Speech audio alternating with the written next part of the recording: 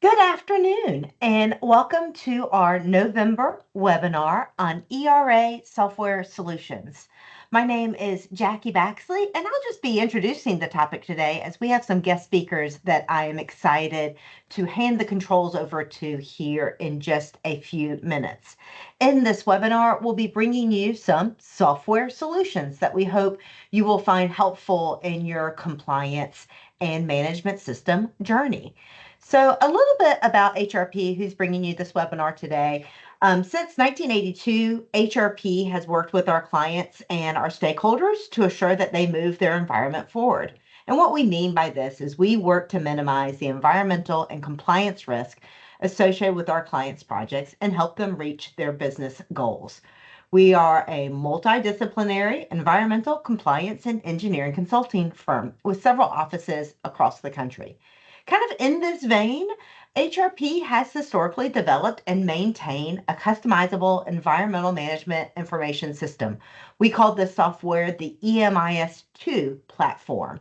And we developed this platform to aid clients in managing environmental, health and safety compliance dates, schedules, records, documents, training, and all those other things that we have so much fun keeping organized and on top of. However, the underlying platform that we built our software solution on is no longer receiving updates or upgrades from Microsoft. As such, we know our software has a finite shelf life now because Microsoft is no longer supporting that underlying software. So, with this in mind, and since we're a solutions focused organization, we researched the markets for other management system solutions that could replace our EMIS2 software system, or for our stakeholders that were not using EMIS2 and we're just looking for a tool, a system that we could recommend to our stakeholders. So after about 18 months of due diligence, we are pleased to recommend ERA to our stakeholders, whether again it's a replacement to that EMIS software platform or just a new tool for your organization to help you move your environment forward. So I'm pleased to introduce our friends and partners at ERA, Environmental Software Solutions. We've had the pleasure of working with Aaron and Sebastian during our due diligence and research. They have been incredibly patient with HRP as we were just doing our due diligence to make sure that the software solutions we were recommending to you, our stakeholders, was going to be a viable and solutions driven option for our stakeholders. So with that, I am going to go on mute. I am going to stop sharing my screen and let Aaron take over. Erin's going to start with a high level intro to ERA, and then Mhm. she and Sebastian are going to high level show some of the tools and platforms and modules associated with their solutions, and then we'll wrap it up with questions. So, Erin, it's all yours. Wonderful. Thank you so much. And I'm just making sure again, my screen should be coming through. It looks like it is from my end. Yes, you Um, yep, can hear and see it Wonderful. loud and clear. All good. Fantastic. Okay. Well, first of all, welcome everybody. Thank you for taking the time to hear us out. I was just introduced. We're going to just do a high level overview. ERA has a number of modules. We'll kind of kick it off with an overview about ERA. I'll do some review about environmental sustainability SDS related modules, and then I'll hand off to my companion here today, Sebastian, to take us through to the end. Before I dig into the system itself, though, I have just a few things I wanted to show in a PowerPoint to just give an introduction about who ERA is as a company and our background. So we've been in the software space for over 30 years, and we've built a cloud-hosted multi-tenant platform. All of the modules we're going to cover today, plus many more, are in the same platform. And that system is consistently one version, the latest and greatest version of itself at all times. So because we are cloud, we can send updates and patches and hot fixes, upgrades very quickly and seamlessly that are rolled out to all clients using those solutions. A differentiator about us in comparison to other software solutions, out there. One is that we have a built-in regulatory and reporting library, which is going to be leaned on pretty heavily in a number of modules, certainly environmental, sustainability, even SDS. So that regulatory list that ties back to chemicals is pretty key. Reporting is even broader than that, beyond state, federal, provincial reports that are built in for environmental. We also have a number of sustainability reports and health and safety related reports such as OSHA and any other standard report for incident and health and safety purposes.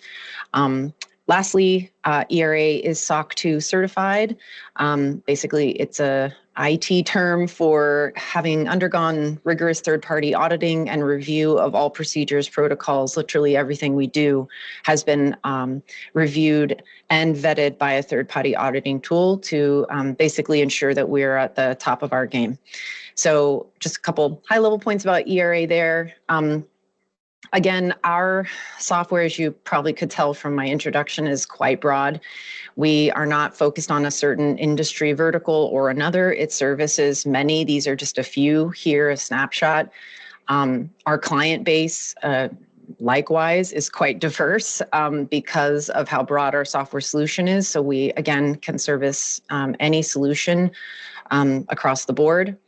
The system is broken into what I'd call suites of modules that work together to achieve an overarching goal.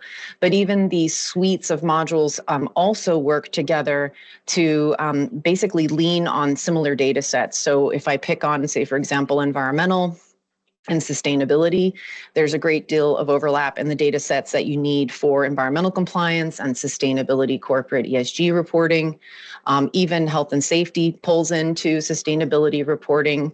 Compliance task management is used quite literally across to any module in our entire system. It's your accountability watchdog. It is the reminder that keeps you on top of any task for any purpose that needs to get done at your sites.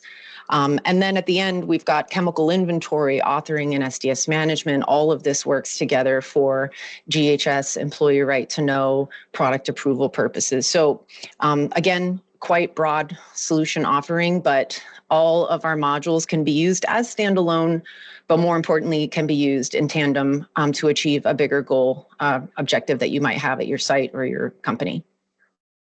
At a high level, just to kind of plant this seed, we're quite skilled at integrations, both inbound and outbound. So if you have systems that are needing to populate a software system like ERA, we can easily automate that process by pulling the data in on a frequency of your choosing, thereby removing human error, taking the burden off of a human to have to do it in the first place. And also we can build in QA/QC rules and other strategies to make the data more meaningful. Once it's in the system and committed to the tables, it's then available for all reporting to be matched up with regulatory, wherever it might plug into in the system. It's then going to be committed and ready for use. So that data can flow inbound, but we can also push data out from ERA to other third-party systems and most importantly, reporting tools wherever they're available. So many reporting agencies at state and federal levels have allowed for third-party uploads, which we can build as an extract from our system if we haven't already done so. So a lot of cool features with kind of streamlining and taking hands off of things wherever possible is always a good strategy. Inside the system, no matter your size of organization, we can have a full company hierarchy built. This is a rather simplistic one with only several layers exposed of the hierarchy you can build with your dedicated database at the top, meaning all of your data will be in your own database if you choose for your company and not, with any other company data. You can have up to 10 layers of hierarchy built into the system, including business groups, divisions, and any other regional breakout structures to group facilities in a meaningful way so that when you need to run reports, you can really have them roll down or roll up however you need to. And lastly, when it comes to user accounts, and user account access, this is completely under your control. All users that are coming in to, enter data, run reports, and actually have a role inside the software will have a user account dedicated to them, where they will have a controlled group access that is going to dictate if they have read-only, read-write, or no access to every single page as you see fit. So instead of creating cutter groups that you have to fit your users within that don't always quite fit perfectly, maybe they give too much access or they're too restrictive. In our case, we actually make it so that you create the roles however you see fit and you put your users into them. And of course, they'll always be defined based off the facility that they have access to. So even if you have roles across the corporation that are similar, if they only need to see their own facilities data, then that's all they'll ever see. So a lot of controls here in terms of how users can see your data, change your data, and that's really important when looking at a software solution. And the only thing I'll add to that is, of course, important is we are capable of doing single sign-on authentication so that we can really streamline the authentication process for your users so they don't have to have necessarily a whole new sign-in account. If they have one through your company, then they can utilize that to log in seamlessly to ERA. So with that said, I'll probably just switch gears here now and hop over to the software. So let me get that queued up. All right. Okay, let me get this out of the way. So where I'm in the system now is what we call our executive dashboard. A little bit of a misnomer. It's not only for executives, but that's how we branded it back in the day.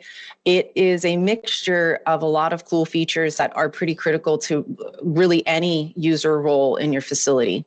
The first thing I'll point out when you log in is that you're brought into what we call your default dashboard. So whatever dashboard has the information you most readily need to see in front of your eyes immediately will be set defaulted, so you can see what you need to quickly. But your screen only has limited resources and real estate, right? The screen's only so big. So even if I shrunk all of these down, which I could, and resize them to fit multiple graphs, they're not going to be fun to view. So what we did is create multiple dashboards of different types where you can kind of coordinate your dashboards to show the data based on a theme. So in this case, I've just switched over to compliance task management, where now I can see the performance scorecard of how my tasks are being closed or not, as opposed to looking at, say, air emissions as I just was a second ago. So these are all something you can easily toggle to, and it's something we set up with you in the beginning. These are live graphs. So as you can see, when you first come in and even toggle between, they load up because they're literally pulling from your data. Now, graphical displays I could go into endless description of how you can change color schemes and filter on the data displayed. It's endless and completely at your control. Even if you've created dashboards for your users and you share them, if you'd like them to have controls to then edit how they display, maybe they don't like pastels, maybe they want a column graph instead of a line graph, they can make those aesthetic changes for themselves without impacting anyone else's dashboard, even still pulling from the same data. So it won't hurt anything, won't break anything. It's literally just how something is visually displaying for those users. It's just something that makes it more fit them like a glove and cater to what they're looking to see when they're logged in under their own account. If we look at a couple other things that are important to take a note of on our dashboard, are quick links, which are jump off points. These will be correlated to where you are going to be accessing in the system. Depending on your user role, these will change, obviously. If you don't have access to certain pages, they won't be in your quick links, and you probably won't see them anywhere at all because you would have had your access restricted. Any reports that you might have ran previously will be listed, and you can search through by date range, so you can get back to reports you've already run without having to go literally anywhere else in the system. And then there's calendar views for everything, tasks or even waste pickups. Anything that has data and dates related could be turned into a calendar in theory. So a lot of different capabilities on the dashboard that help you get to where you're going. When in doubt, there's a keyword search at the top where you can start to type in anything even the beginning of a page that you know you need to get to, and it'll match up the closest matches that you are looking for so you can jump to them from here. So lots of options to get you off to, to where you're going in the system. Now, what I'll start with to get us going is environmental. Environmental is a huge topic, so I'll do my best to give it justice here in our time together. What is the takeaway here about ERA? And definitely something that distinguishes us against other softwares out there is we are what's considered a hardcore environmental compliance tool, which means that it's going to do the calculations from ground zero all the way through to reporting. So what that entails is that for air, waste, and water, which are usually the big three impacted, of course, inventory can come into play too. But for these three, we're going to be modeling the processes and equipment at your facility so that we understand how chemicals are being used, processed, abated or controlled, how they're being disposed, where they're being released to, quite literally the whole journey of products coming into your facility, how they're being used by your equipment or processes, and how they're coming out as a final product or as waste, as air emissions, as water discharges. So it is end to end. So this is not simply a tool that you put your hard calculated values from some Excel, put them in here and it makes it pretty in a report. That's not what we do. We do everything from the beginning, which means that beyond the modeling of your processes, we're also going to want your raw data, right? And as unmanipulated as possible. And the reason why is because in the system, we have a lot of tools for QA, QC checks and validations. So we'd rather get the data raw and then have rules that know how to treat that data, when to include it, when to exclude it. That way you never have to doubt, was the right data brought in or not, right? If you cherry pick the data on the front end, then the system never had a chance to evaluate it. So our motto is bring everything in raw data, and then we'll take it from there. Now, under each module, whether it be air, waste, or water, there's going to be record keeping that is imported on a regular basis. This can be done in bulk.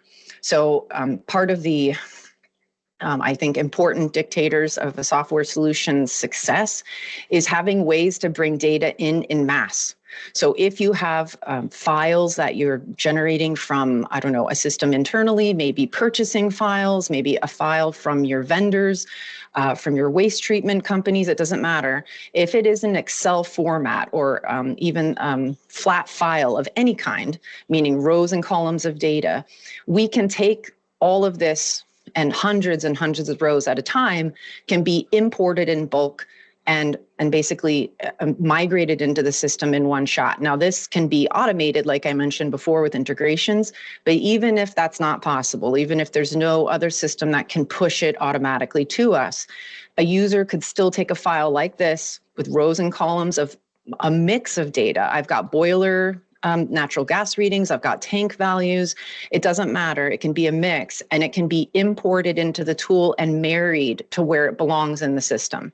So that's really critical to know, because I think there's a lot of times that people are worried about having to enter data in manually one by one, and that's definitely not the case here. The idea is to make it fast and as hands off as possible, because that helps alleviate human error.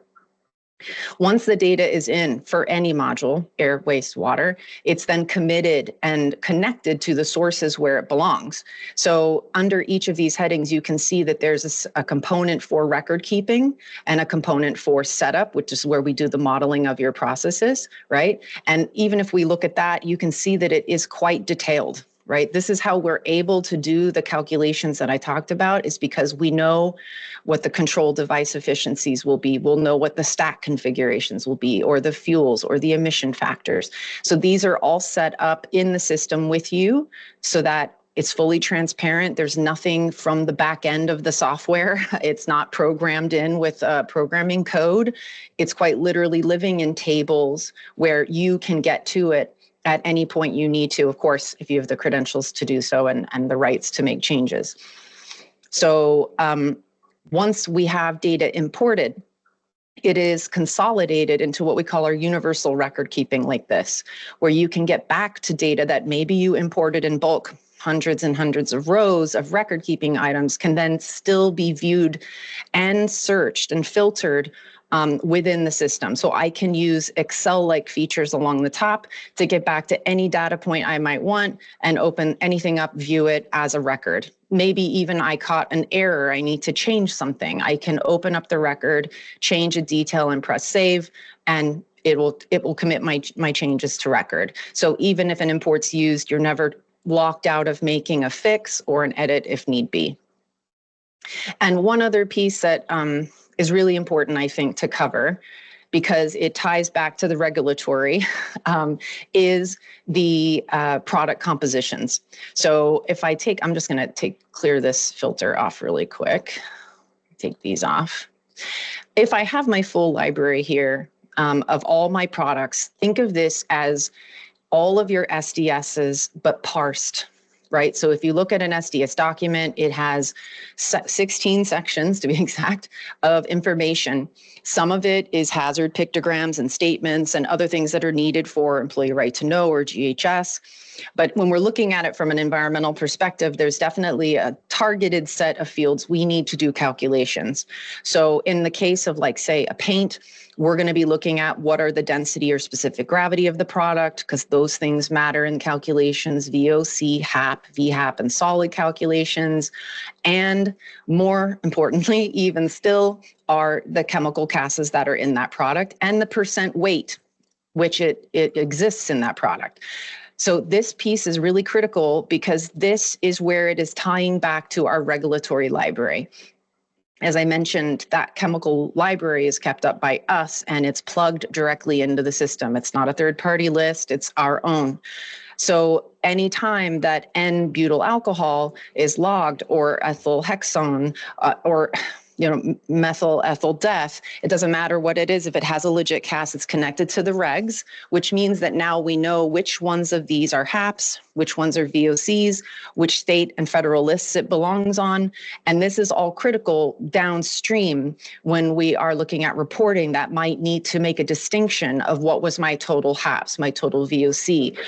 If I'm running a TRI, was it on the TRI list? What was the de minimis? So all of these details that are needed for reports for environmental, yes, they rely on how the chemical's used, your stat configurations, controls, but it is I'd say the foundation is really the products and the chemicals and the percent weights with what they exist that are being used in your processes.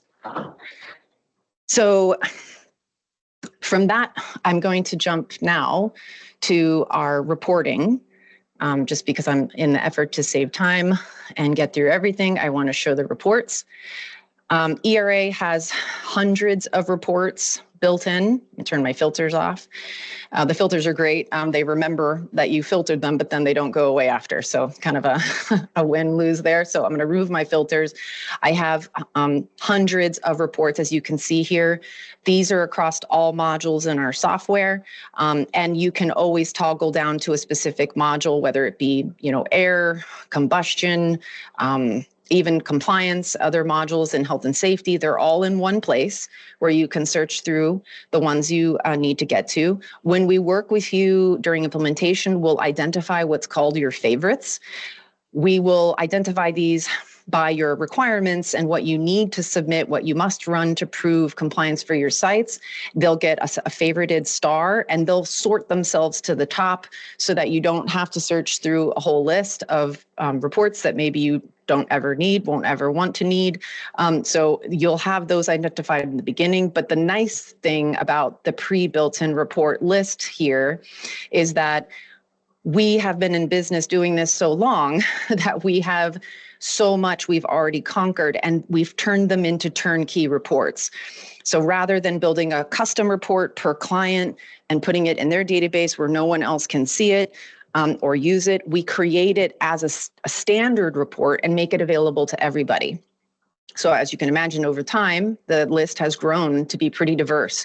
So rolling 12s, 24-month rollings, daily averages, hourly averages, roll-ups by facility, by source, department, literally every way you could cut and slice data to view it in a unique way is here. Niche app reports are here. So permit compliance, Title V compliance, they're all in our preset kind of standard reports. Once you pick a report, and I'll just pick one of these to showcase, you have selections at your disposal, many of them.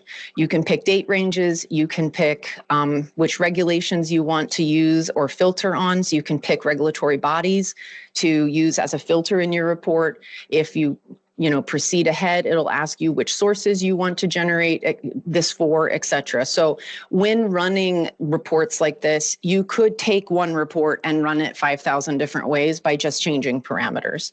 So lots here at your disposal. And the only last thing I'll say before I leave reports is that the big federal reports like TRI, Tier 2, MPRI for Canada, biennial haz waste emission inventory, these reports, many of them have an output file, like I said, that can marry up with the reporting tool. So depending on the state, like a Tier 2 is state level, emission inventories are state level. If they have a tool that allows for a third-party upload, then we have that most likely already available because we have clients everywhere. So if the state or federal agency makes it available, we build it at no cost to anybody because everyone uses it. It's a universal. So any reports that have that third-party upload capability are separated into reporting services because there's an extra step when you generate your report. There's validation rules that need to be checked, and a lot of QA/QC tools at your fingertips to check your data before you create that final upload file. So I thought I'd point those out before I switch gears, but that's a very high level overview of environmental. Anything that I mentioned here for environmental, waste, water, combustion of fuel, these are all able to migrate and be leveraged in your sustainability tool. So sustainability being a very large topic, obviously has much more involved than just, environmental metrics. But if you are using the two modules together, we can make sure that, like, say, fuel or water discharges, water consumption is also utilized in our sustainability tool. And we do have a number of reports, even as simplistic as just looking at greenhouse gases, which is, of course, very targeted, all the way up to, scope 1, scope 2, scope 3, and beyond. So the system in terms of sustainability reporting is meant to be something you grow into, because as we've seen with our clients, sustainability is really a journey. You have a starting point, certain metrics you track. Maybe you start with what you have to do for environmental, and that's a great starting point. But then over years and over time, your targets that you're shooting for will grow. So you need a software that'll grow with those changes in your company's goals. So it starts as simple as maybe greenhouse gas reporting like this and works its way up according to how your organization needs to increase what it's tracking for. So to switch gears a little bit, I'll mention here about our SDS management tool, because SDS management really does go hand in hand with a number of modules, but it really does for environmental, because in the case of environmental, we are looking, like I just showed, at chemical CASs and chemical breakdown from vendors of the products going through your facilities, which means that we are very likely already dealing with these documents. Unless we get the data parsed from some other format, many times it's us looking at SDSs and pulling information off. So if you want to make use of, again, the same information, we can kind of pair that data of the parsed kind of chemical composition that I was showing in environmental and connect it with what we call our SDS management module, where now it's actually a linked record to the document itself. So From within environmental, you can click on a link and see the document. And likewise, if you're here, you can jump from here over to the parse data. So it kind of makes a cool way to go back and forth depending on what you are, needing to look at that moment. I won't have time today to go into everything, but I wanted to mention too that in addition to using the interface at your desktop like this for document viewing for SDSs, you can also use a mobile app, which is just in the on your iPad or your smartphones, and it will act as a clean interface way for your team to search through products or material IDs and pull up the SDS on their mobile devices. So again, just to make it easy to access when you're on the go. So this interface that I'm showing here obviously has a lot more to it because I'm viewing it on my desktop. I'm also viewing it as an admin. So your team members that are managing SDSs or categorizing them, grouping them, making some active or others, inactive, basically monitoring the health of the documents, they would need all those bells and whistles at their disposal here. They have more tools, but again, from a viewer perspective or an end user, they would just have, like, say, the mobile access point or through a portal where they can just look up and pull an SDS into view without changing anything on it or deleting it, editing it in any way. So a little bit extra layer of control when it comes to SDS, just because SDSs have a broad exposure. There, most times when folks are implementing an SDS management tool, it's that everybody in the whole facility is designed to have access to just that one portion of the software. Whereas other modules, it's a lot more tailored. Say for environmental, you have a very core group, right, who has access to that, not necessarily your whole employee base. So we have tools in place to help kind of control that. Okay, so with that said, I'll hand off to my colleague so he can do a little bit of an overview of compliance task management and how that's pulled into a lot of health and safety modules for scheduling, and an overview of H&S. Thanks, Erin.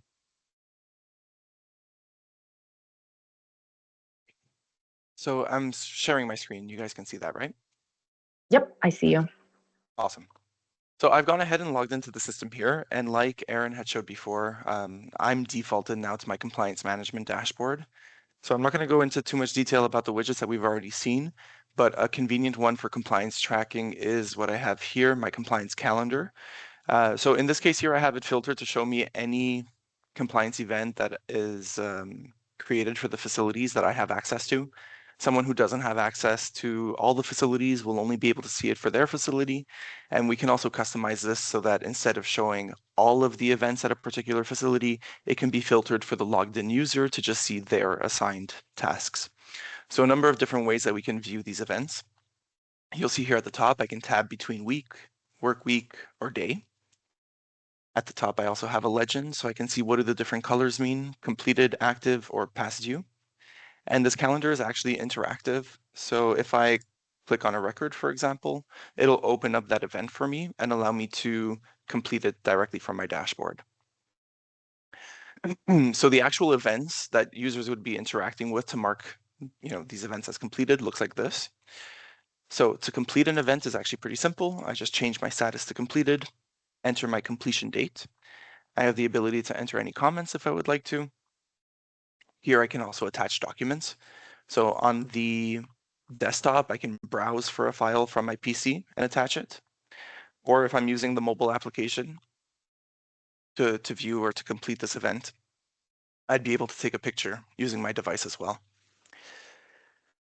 Scrolling down, I have the ability to assign follow-up actions for any of these events. So, if there's something that has to be taken care of by somebody else, or you notice something at the time of completing an event, you can check off this box, type in the follow-up action description, assign a new due date, as well as the assigned contacts, and the system will create a new task and assign it to that person. Last up, we have a grid that allows us to save progress status updates. So unlike the comment box, which users can type over potentially, Here we'll have a record stored in the grid so that we can see a full history of progression over time. And then with the completion date, I can go ahead and submit this record, which will go ahead and close it for me.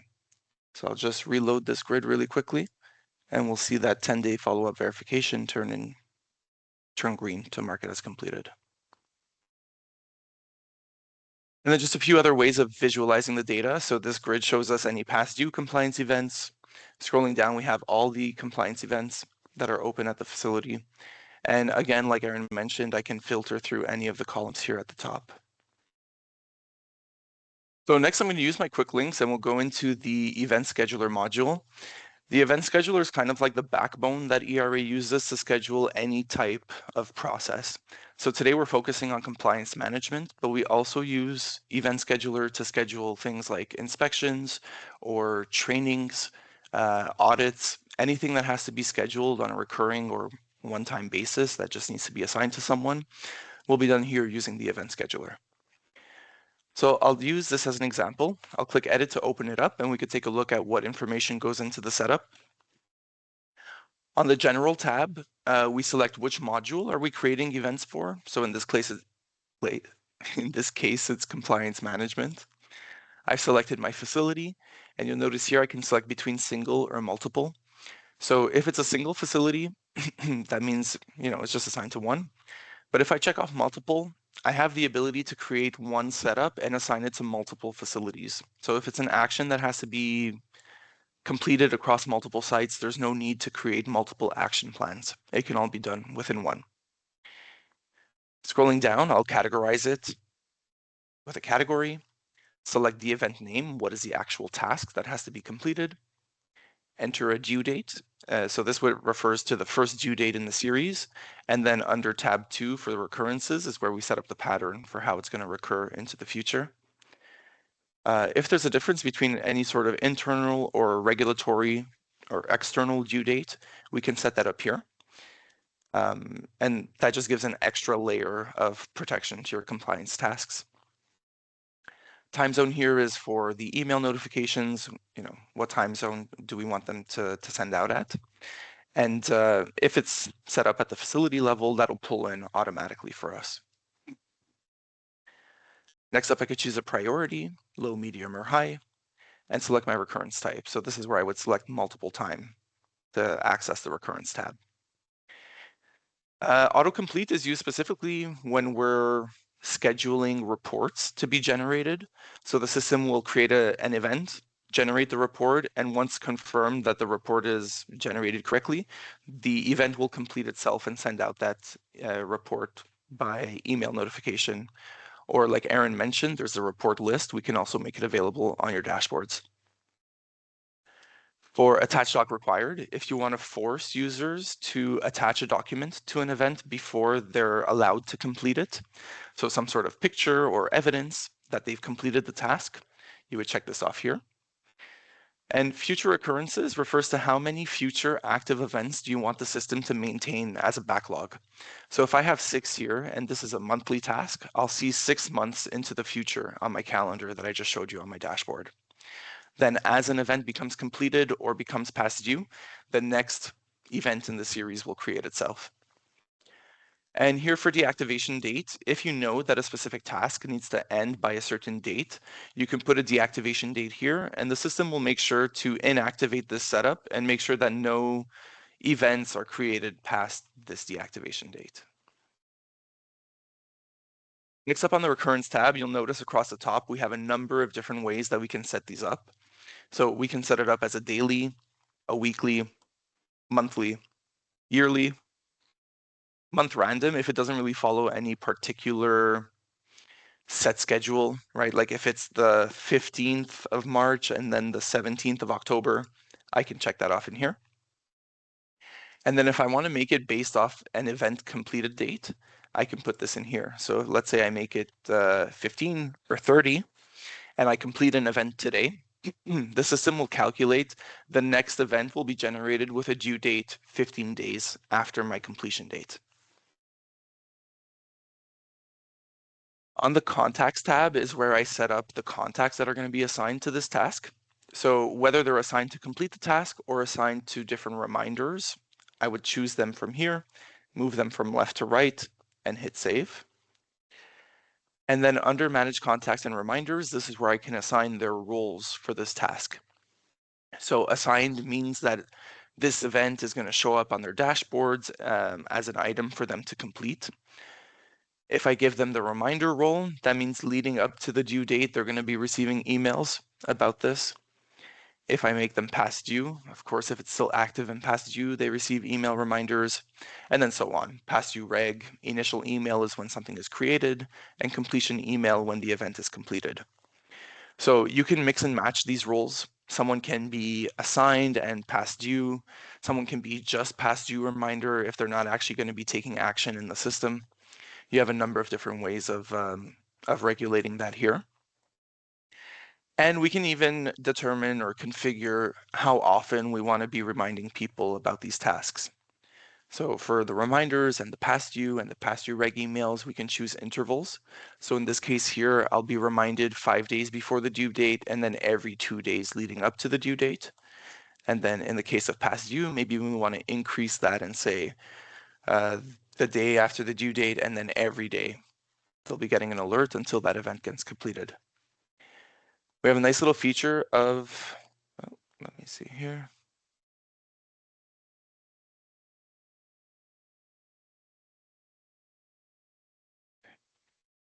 So above and beyond that, also in the email notifications, if you want to leave some custom messages for people, both when it's on time and past due, this is optional, but you have the option of putting it in here.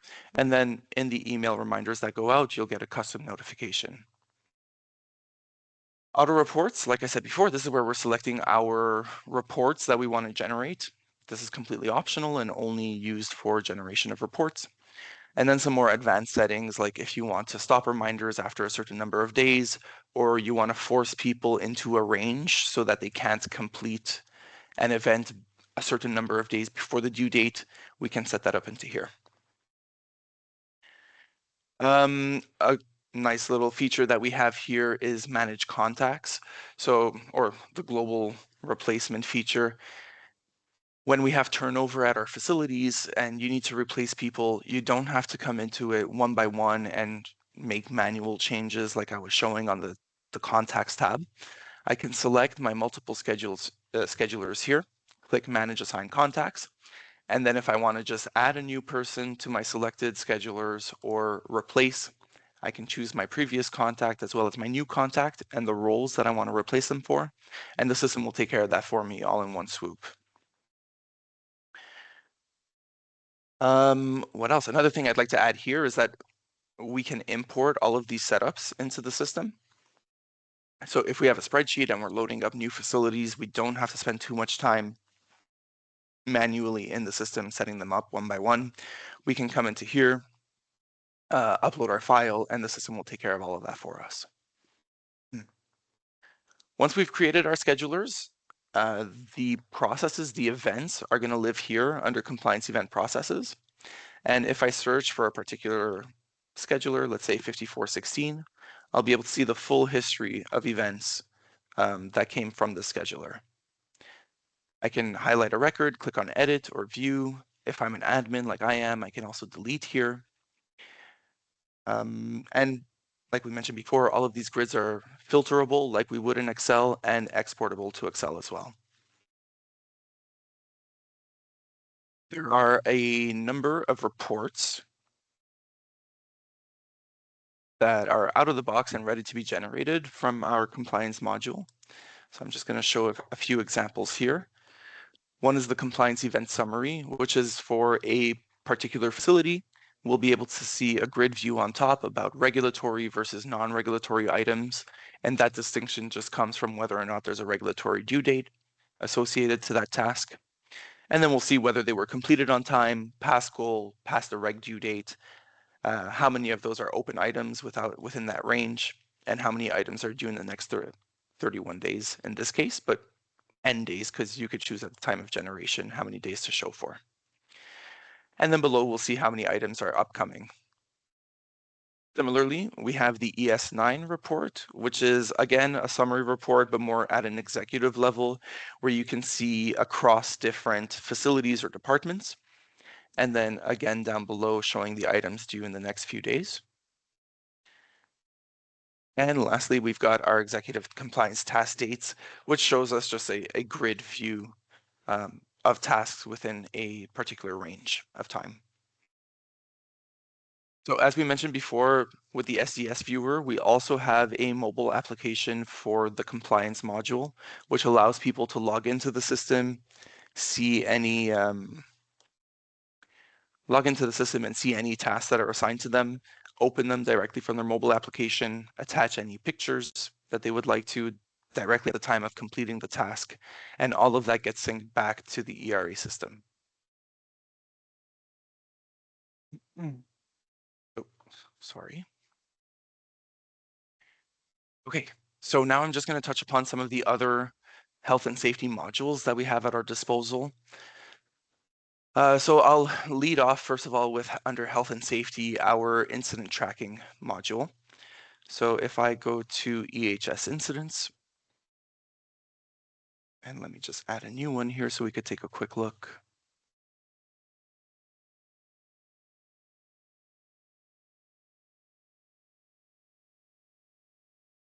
Okay, so this here is our incident tracking workflow. You'll notice that we can obviously choose a facility and department. That's kind of standard across all of our modules. And then we have a number of built-in incident types that we can choose from. So is it an injury, illness, near miss, fire, environmental spill, property damage? You see there's quite an exhaustive list. And then based on the type of incident that we choose, the questions that are going to be asked are going to be specific to that incident type. And it is a multi-select list. So, if there are two types of incidents that you want to track together, you have the option to do that as well.